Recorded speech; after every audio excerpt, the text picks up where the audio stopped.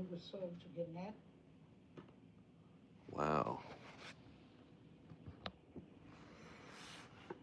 I was just immediately taken to a page of Sally Jesse Raphael. Anyway, hi, it's Friday. It's me, your pal George, pal Joey. You know, Joey is my nickname. At home, my mom used to call me Joey, and my sisters do. Um, yeah, Joey is what my sisters and my mother call me, and that came from a nickname I got from one of my sister's friends in grade school, Beth Fan, our neighbor down the street. She used to call me Joe.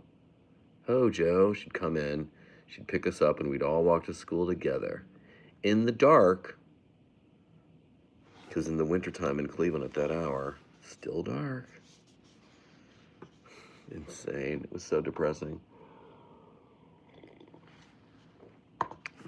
Waking up and going to school in the dark. I know a lot of kids do it in the winter. I never got used to it. Always hated it.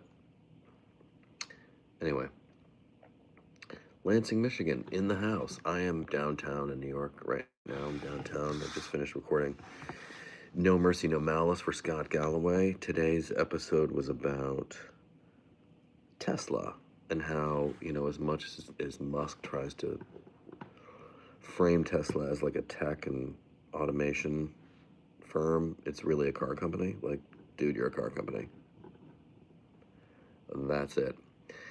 So I just read that. That's being edited as we speak and prepared for release tomorrow. And then, what else? What else? I'm going to head back uptown. I got some work to do. I got a nap to take. I got some exercise to do. And then that's kind of it. My weekend can begin, although there's always work to do. Again, I think I talk about this a lot. I'm writing for the newsletter a piece about going back to the movies. I'm trying to be courteous and not talk too loud because there are other people around here, but I'm just kind of talking about how much I like, from a lifestyle perspective, the ritual of going to the movie theater. I still love it. Like, I don't know. It still feels pretty special to me. I never get over it. I love sitting in the chair. I love sitting in the dark, in a dark theater. I love a big story in front of me on the screen. I love getting scared with audience members. I love laughing with audience members. There was this conversation I heard with, I think it was Matt Bellany on his podcast, The Town, about Hollywood. And there's been a real drop in comedies, like if you've noticed in theaters, not any big comedies. Epic sort of action features, animated like kid stuff, like Inside Out 2,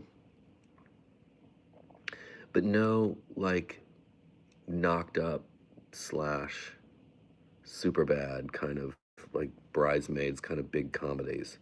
Notice that we're not seeing those lately. That sucks. um, I love a good comedy. Anyway, and I like seeing comedy in a theater. Let's see. Hello from North Carolina. Broke first day of early voting record. Awesome. That's fabulous. Love to see North by Northwest on the big screen. North by Northwest is showing, I think, again at the Paris Theater. I should go see it too. I think they have a new 70 millimeter print, a restored print of North by Northwest. Let's see. You're new to my channel. Well, Alyssa Johnson, welcome. See, I'm down at Vox Media right now. I love coming down here. Such a pleasant office experience. Ooh. And I made myself a little Americano in the kitchen, and I'm doing a little emailing, and then, yeah. Okay, so somebody, let's see, hoping my episode of Joy comes out next week. Me too. I want to hear it. I love Craig Ferguson so much. Let's see, how do you interpret the coping mechanism that is feminism? Might be the dumbest question I've ever read. VP Harris had the best retort ever yesterday. That was, as my friend Scott said on Threads, Jedi level heckler management. Yeah, she shut that shit down. Yeah, that was a whip crack, a really good one. Um, yeah, pretty good. What else is going on? So I was at this party the other night, and like, there's this one friend of mine, and then another friend of mine, and they had just met. Like, they had just met at this party, and he's divorced. I think his divorce is relatively new. She's single, and they were both clearly sort of like, I don't want to say attracted to one another. That would be overstating it, but they were getting along rather well. Let's put it that way. I think that's fair. And having good conversation, and I'm kind of observing this, and fine. I didn't really think of anything of it at the time. He's a very, he's a successful guy, um, doing his work, and she's very successful doing her thing. Like, they have separate, they have, respectively very uh, good careers going. And so then he texted me about her later and said, "She's great. I love her." And I'm on the subway on my way home, and he said, "Yeah, she's really smart and funny, and that's such an unusual combo." Yeah, and I said, "Yeah, that is unusual, I guess." And it's not occurring to me that he's probably asking for a hookup with her. I mean, I think that'd be fun. I think they seem like a good match to me. So anyway, it didn't occur to me till the next morning. And I reached out to my girlfriend and I said, "Were you into him at all? What did you think of him?" She goes, "I like him." I said, "Would you ever go out with him?" And she said, "Sure, if he asked." And so I reached out to him and I said, do you want to ask her out? Do you want her info?" He said, "Sure." So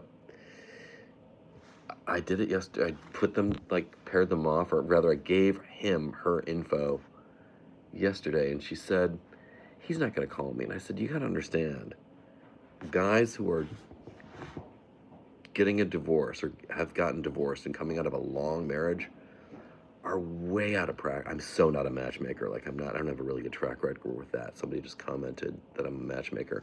I don't have a great track record there, but I mean, it would be fun. But what I do know is that guys who are getting divorced or coming out of a long marriage or a relationship, and women too, but I'm more tuned into the guys, like, they're off their game. Like, they don't know how to do it, especially like now, since so much has changed since their time dating. Now everyone does it via phone and, like, in the app, or texting and whatever. They don't know how to be charming or get game with social media. So I thought I think he asked her out today. 2 days later. Not bad. Pretty quick. Like, get up on it. And also, I think men who are, newly single after a long marriage or relationship are maybe not too confident, unless they're, like, super rich, they know they're handsome, and they're fit, like, they're hot. Because if you're hot, you know it. Those guys might be an exception, but I don't know. Anyway. Oh, Hamilton, you're nice. So interesting. Yeah, I think that's just, like, I'm sure you guys know someone who's been divorced, or someone who's widowed, someone who's newly single for whatever reason, and they're just kind of, like, off. They don't know how to get game anymore. Like, they're way out of whack. They're out of practice. We're seeing it with, I think, some guys. We've seen it very publicly with guys who get in trouble, like Andrew Cuomo, like, hitting on people. You don't hit on anyone at the company. Like, you don't get game on campus. You go off campus for that. And he just didn't understand that. You just don't. But the funny thing is that a lot of relationships do start in the workplace.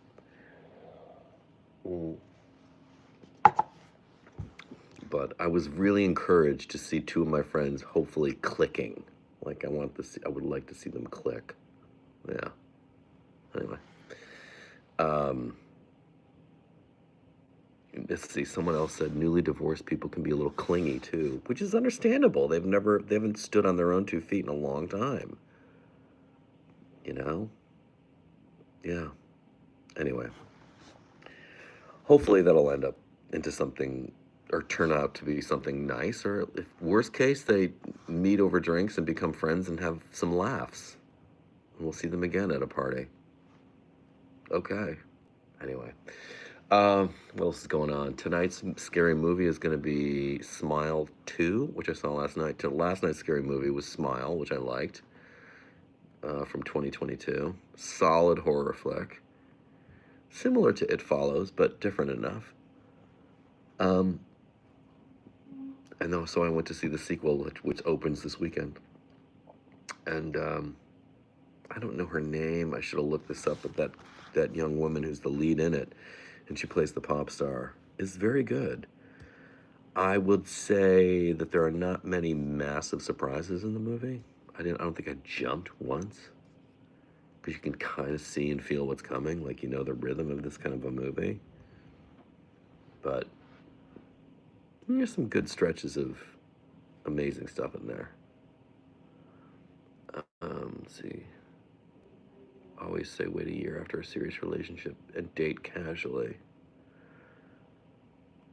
Yeah, let's see. Good advice, Hamilton. Have I indulged in the candy corn pumpkins this season? Oh, yes. I'm not doing it for a while, though, because I'm feeling paunchy. So I'm going to hold back. So, yeah, Smile 2. It's going to be tonight's scary movie.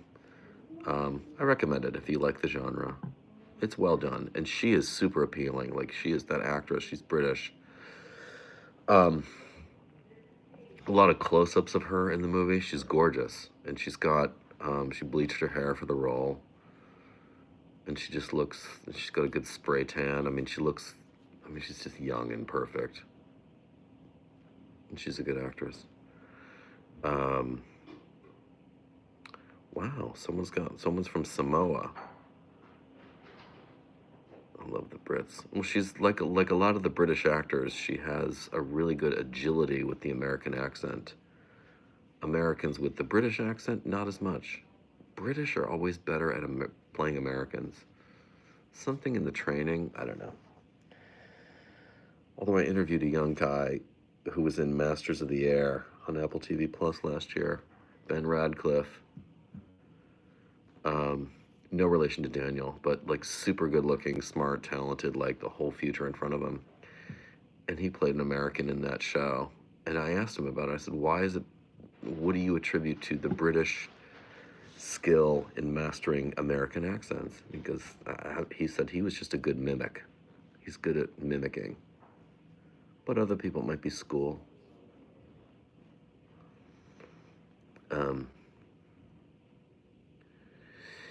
Yeah, I'm trying to ease up on the candy, Jeanette. I mean, 'tis the season, but oh God, some of my clothes are tight. Like the pants I'm wearing right now are a little tighter than they should be. So I'm trying to tone it down.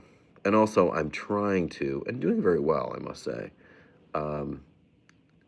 avoiding processed foods, heavily processed foods. I made a killer 3-bean salad the other night. I made it 2 weeks in a row, because the recipe makes about 3 meals worth. Fabulous. Fabulous. Yeah, I'm going to make it again. It's cannelli beans, or cannelli, I'm saying it wrong. White beans, I'll just say that. Kidney beans and chickpeas. And what else is in there? I chop parsley, I chop celery, which I think is just for texture. So finely chopped celery, parsley, a red onion. And then in the dressing is apple cider vinegar. Thank you, Braggs. Olive oil, sugar. I use half the sugar that the recipe calls for because it's a little sweet. So I cut the sugar in half. It asks for like a half a cup of sugar. I did like a quarter cup. Salt and pepper, and you just whisk that. So you mix all that together and then let it go in the fridge for a few hours just so that the beans and everything can absorb the dressing and make it nice. And plus, I think bean salads are better when they're really cold. And it was fabulous. Fabulous. And beans are so good for us, as we know. Yeah. Yeah. I love a 3-bean salad. A vegan, that's a good way to be. So yeah, I made that. I forget where I found the recipe. I literally just Googled 3-bean recipe, and the recipe that came up seemed great. And I was like, let's try this. Easy. That's another thing. It's got to be, for me, easy. The prep is maybe 15 minutes. Like, that's probably my threshold, because I just don't have the patience. And the cleanup is minimal too, which is another, which is why I never require a massive kitchen. I'm such a bachelor that way. But I do have some skills. Like, I get by in the kitchen. It's all fine. What else can I tell you before we go? I've been talking too long. Maple syrup instead of sugar, lower glycemic. Oh, interesting. All right. I don't mind the sugar. In fact, I should do sugar in the raw, probably better than the processed bleached sugar, whatever the fuck it is. But it's not too much. Maybe it's a 1/4 cup sugar. It's not that much. I just don't like it when it's too sweet. I like my bean salads to be a little, like, more on the savory, tangy side, not so much on the sweet side. Yeah. Like the apple cider vinegar in itself. It's not too sweet. It's pretty tart. I don't know. Playing around. Anyway, it was an experiment, and I would call it a successful one because I enjoyed it so much I made it again 3 or 4 nights later. Yeah. Not complicated. What else do I know? That's it, I think. Like, I'm gonna, like, do some emails here and then head home to the dogs, walk them. I kind of cheated them out of a long walk. We didn't get to the park because I was running late this morning. So I owe Lenore in particular, I owe her one. She needs a bigger walk. And plus, it's not a debt. I like spending the time with her. Anyway, today's tie. This is from the Tie Bar. They make good ties. I like the wider ones, at least 3.5 inches wide. They're very inexpensive, relatively. They used to be $15 when I bought them, or $17. Now they're 20-something, I'm sure. But that's stupid cheap for a tie. A good tie. Tie Bar. And this shirt is a Brooks Brothers shirt. I wanted to see if the slim fit Brooks Brothers Oxford cloth, made in America, button down collar dress shirt, although this is not, this isn't ironed. I literally just hung this dry. It's not pressed. So it's kind of casual, but it's a $200 shirt. And I was like, let me see if this is fucking worth it. What makes me feel good about that? It's made in the USA. It's really good fabric. This feels really nice. And I like the slim fit. It's not like parachutey and balloony because I'm a reasonably slim guy. And it's like, there's a classic fit also. You know, that's an expensive shirt, $200. Like, Brooks Brothers was not always like that, but these are the times we're in. So I thought I would give it a try, and I like it. And the craftsmanship is really good. Like, I can see, like, the stitches per inch and stuff. It's more than other stuff. And I love Oxford cloth shirts. I love them. And they kind of get better with time. Like, when I wash this again and again, it's going to get even better. So, anyway, that's what I'm wearing. And I'm wearing flannel pants because it's a little chilly outside. And this denim jacket is from Tellison. Also made in the USA. I love these guys so much.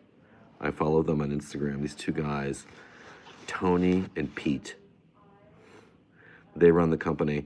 They're in Sausalito, San Francisco. And this is their denim company. The denim they source is from Japan. That's where all the good denim's coming from. It's selvage denim. You see that? That's a selvage. And this is a 16-ounce denim. It's like fucking Kevlar. I've only rinsed this jacket once. I've had it, they sent it to me about a year ago. I love this thing so much. It's like the traditional Levi's trucker jacket thing, except it's got a little bit of its own flourish going on. I love it. So that's what I'm wearing today. And wingtips. I'm wearing cordovan wingtips. That's what I'm wearing. So the shoes are made in America because they're from Alden. Made in America. Made in the USA. I'm wearing a lot of Made in the USA today. Not the pants, they're J. Crew. Saving to get an LL Bean pea coat. My pea coat is LL Bean. Good for you. And then once you get the pea coat, get it tailored. Because it's going to be very boxy when it arrives. You might want to get it shaped a little bit. Not too much, because you don't want to be tight. And when you get it tailored, wear a real bulky sweater under it so that the tailor doesn't over-tailor it. Because you want it to be comfortable if you're wearing a warm layer under it. Wear something that you would wear under your pea coat on a cold day. Yeah, that's why I say always go get a new suit tailored after you've had lunch. Because that's a more honest, more comfortable way that your body's going to be in. Your body's going to be in that state, mostly, when you're in the clothes. Anyway, that's it. I will see you guys later. All right. Thanks for hanging out. Bye.